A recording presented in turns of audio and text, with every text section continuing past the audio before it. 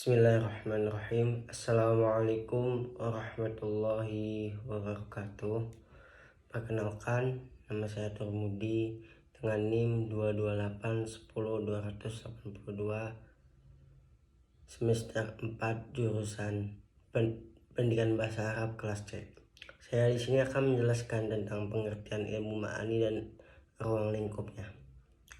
Baik, langsung saja untuk mempersingkat waktu, saya jelaskan pada pembagian yang pertama, yaitu pengertian ilmu ma'ani. Kata ma'ani adalah bentuk jamak dari kata makna. Menurut etimologi, kata ma'ani berarti maksud atau arti. Para ilmu ahli ma'ani mendefinisikannya sebagai pengungkapan melalui ucapan tentang sesuatu yang ada dalam pikiran atau yang disebut dalam gambaran dan dari pikiran. Sedangkan menurut istilah, ilmu ma'ani adalah ilmu yang mempelajari hal, ihwal lafaz, atau kata bahasa Arab yang sesuai dengan tuntunan situasi dan kondisi. Jadi menurut istilah itu kata bahasa Arab yang sesuai dengan tuntunan situasi dan kondisi yang tertentu. Ilmu ma'ani pertama kali dikembangkan oleh Abdul Qadir Al-Jursani. Objek kajian ilmu ma'ani adalah kalimat-kalimat berbahasa Arab. Ya tentu saja berbahasa Arab.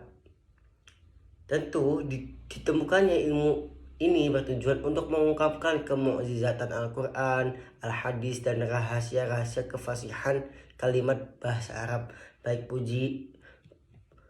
puisi maupun prosa. Jadi ilmu ma'ani ini bertujuan untuk mengungkapkan gitu loh, apa isi kandungan yang ada di dalam Al-Quran, hadis, maupun rahasia-rahasia kefasihan kalimat-kalimat berbahasa Arab.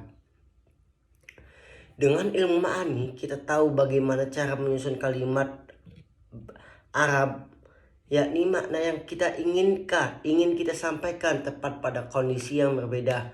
Mutakalim mampu menyampaikan kalam terhadap orang yang polos, kholi zihni, atau kepada orang yang meragukan, mutaraddid. Ucapan mutakalim atau orang yang menolak, munkir terhadap perkataan mutakalim. Ilmu ma'ani tersusun atas dua bagian, yaitu musnad disebut juga mahkum bih dan mustad ilaih disebut juga mahkum alaih. Apabila keduanya bersandar maka disebut dengan isnad. Baik, bagian B, ruang lingkup pembahasan ilmu ma'ani. Yang pertama, 1. Kalam khobar. Pasti sudah tahu dong tentang khobar itu menurut etimologi berarti berita. Sedangkan menurut istilah adalah kalam yang mengandung kebenaran dan kedustaan karena zatnya. Seperti contoh, ja'a abuka, ayahmu datang. Kalam khobari adalah kalimat pembicaranya dapat dikatakan sebagai orang yang benar apabila sesuai dengan kenyataan dan pembohong apabila berlainan dengan kenyataan. Jadi kalam khobar ini bisa disebut juga dengan jumlah mufidah, kayak mubtada khobar gitu. Dan pada kalam khobari ini juga mempunyai dua rukun, yaitu mahkum alaih, yaitu yang dikenai hukum, yang kedua mahkum fi, yang dipakai hukum. Di dalam ilmu ma'ani, mahkum alaih disebut mustad ilaih dan mahkum fi disebut juga musnad. Tujuan dari kalam khobar ada dua, yaitu faidatul khobar, yaitu menyampaikan suatu hukum yang terkandung dalam suatu kalimat pada mukhatab. Contohnya hadara raisul jumhuriyah. Yang kedua lazimul khobar, yaitu memberitahukan mukhatab bahwa mutakalim mengetahui suatu hukum. Contohnya anta marid.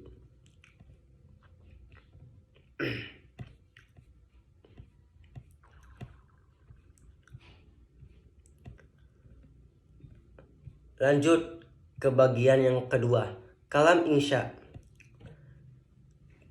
Kalam insya menurut etimologi adalah mewujudkan, mengembangkan, menciptakan, atau menimbulkan. Sedangkan menurut istilah, wal kalamu la yahtamilu sidqu wal kadhibu fi dzatihi.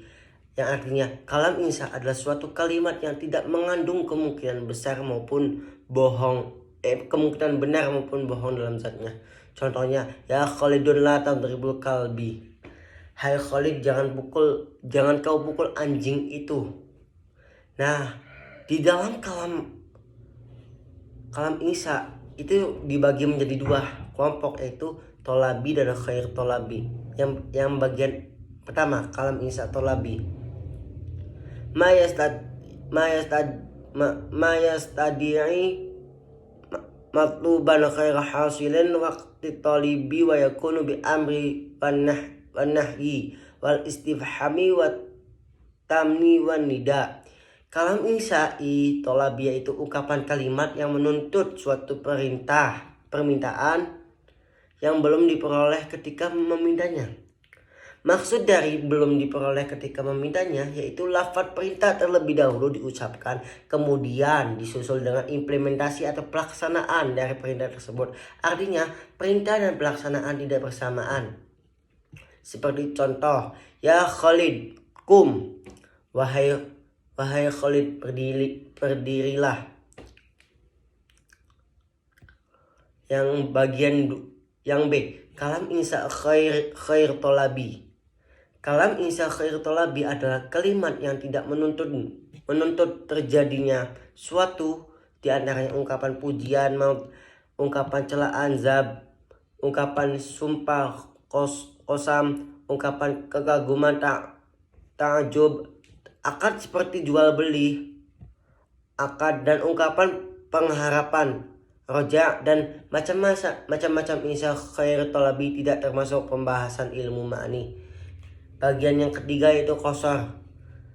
Menurut etimologi, qasar yaitu al-habs, mencegah, sedangkan menurut terminologi qasar adalah mengkhususkan sesuatu dengan sesuatu yang lain melalui cara tertentu seperti pengecualian menggunakan perangkat nafi dan istitsna, innama, huruf ataf, dan takdim.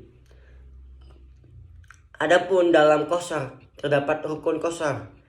Dalam qasar terdapat 3 rukun atau unsur pokok, yaitu maksur, sesuatu yang dikhususkan, maksur alaih, sesuatu yang menerima pengkhususan, dan alat qasar, perangkat atau cara mengkhususkan. Seperti contoh, manajaha ila Khalidun. Nah, dalam lafaz najaha yaitu maksur. Ma plus ila itu adat atau turukut qasar. Khalid maksur alaih. Pernyataan pada contoh di atas mengandung arti pengkhususan atas kelulusan yang hanya diraih oleh Khalid saja. Dalam konteks ini, kata najah disebut maksur dan kata Khalid disebut maksur alaih dengan cara yang digunakan yaitu pengecualian dengan nafi dan istitsna. Yang keempat, al-wasl wal fasl.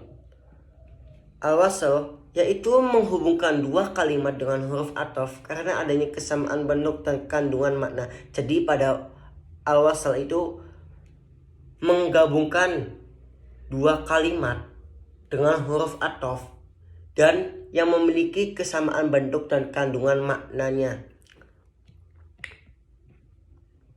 Sedangkan fasl yaitu tidak menggabungkan dua kalimat waw ataf, namun mungkin dihubungkan tanpanya.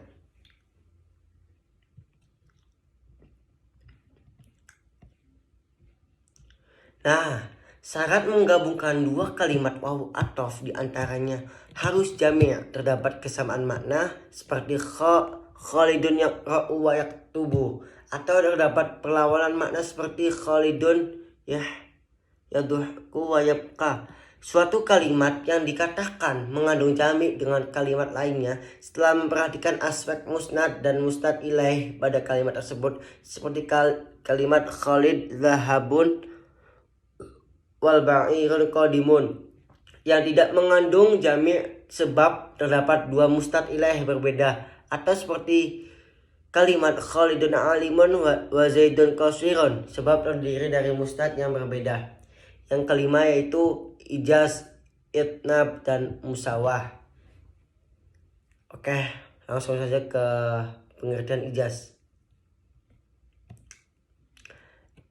Ijaz adalah pengungkapkan suatu pesan bermakna luas dengan menggunakan kata-kata atau kalimat yang ringkas. Jadi ijaz ini mempunyai makna yang luas banget, tetapi ringkas, jelas, dan padat.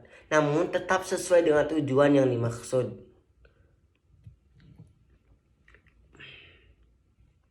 Seperti contoh, khudil afwa wa'mur bil ma'rufi wa'rid 'anil jahilin. Jadilah engkau pemaaf dan suruhlah orang mengerjakan yang ma'ruf, serta berpalinglah daripada orang-orang yang bodoh. Ayat Al-Quran di atas menggunakan kalimat yang sangat singkat dan padat daripada isi kandungan maknanya yang begitu luas, yang mencakup semua tatanan al-akhlak al-karimah dalam berinteraksi dengan sesama.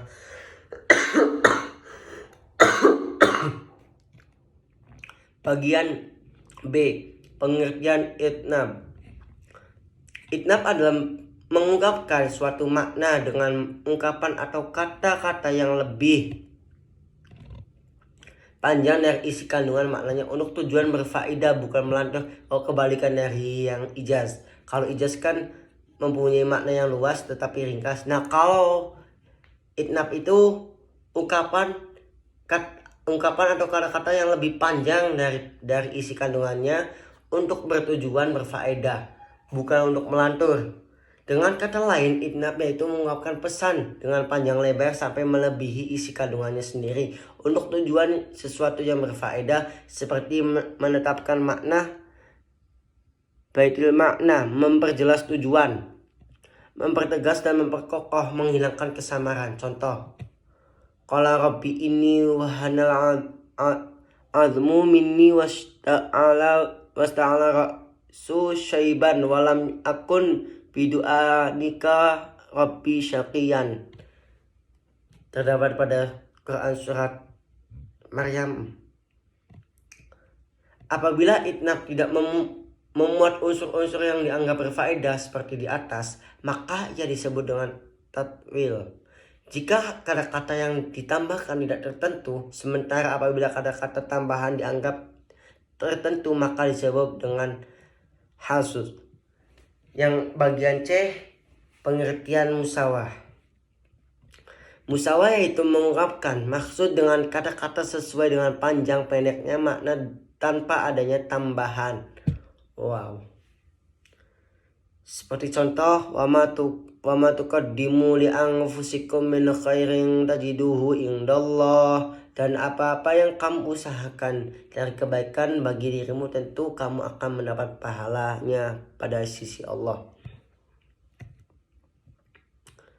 Sekian dari saya, kurang lebihnya mohon maaf. Wallahul muwaffiq ila aqwamit thoriq.